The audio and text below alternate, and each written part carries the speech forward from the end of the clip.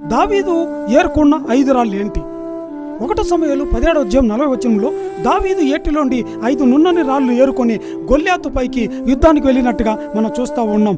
దీనికి దేనికి సూచన 5 రాళ్ళు అంటే? చూడండి, పాత నిబంధనలో మోషే ధర్మశాస్త్రంలో 5 గ్రంథాలు 5 రాళ్లకు సూచనగా మనం చూడగలం. అలాగే ఆత్మీయమైన దాని అర్థం ఏంటంటే 5 రాళ్ళు ఏరుకోవడం. దావీదు అనుమానంతో ఈ 5 రాళ్ళు ఏరుకోలేదు, కానీ ఒక గొప్ప సిద్ధపాటుతో ఏర్కొంటున్నట్టుగా చూస్తున్నాం. ఈ దిన వాక్యంలో వింటున్న నీవు చూడండి, నీవు చిన్నవాడిగా ఉండవచ్చు, అలాగే నీలో చిన్న విశ్వాసమే ఉండొచ్చు. అయితే దేవుడు నీ కుడి పక్కన, నీ ముందు నువ్వు వెనక నిలబడినప్పుడు పెద్ద పర్వతాలే నీ ఎదుట సాగిలపడడం ప్రారంభిస్తాయి. అలాగే అంతేకాకుండా దేవుడు నీ చేతిలో ఉన్న చిన్న వాటిని ఏం చేస్తాడంటే వాటిని అసాధారణమైన వాటిగా మార్చడం ప్రారంభిస్తారని గుర్తుగా ఉంది. అలాగే నీ జీవితంలో ఎదురయ్యే గొల్యాతు లాంటి వారిని నీవు కూడా గులకరాలతో, అంటే చిన్న చిన్న వాక్యాలతో, విశ్వాసముతో నువ్వు వాటిని ఎదిరించగలవని సత్యాన్ని నేర్పిస్తున్నాయి. హల్లెలూయా, ప్రైజ్.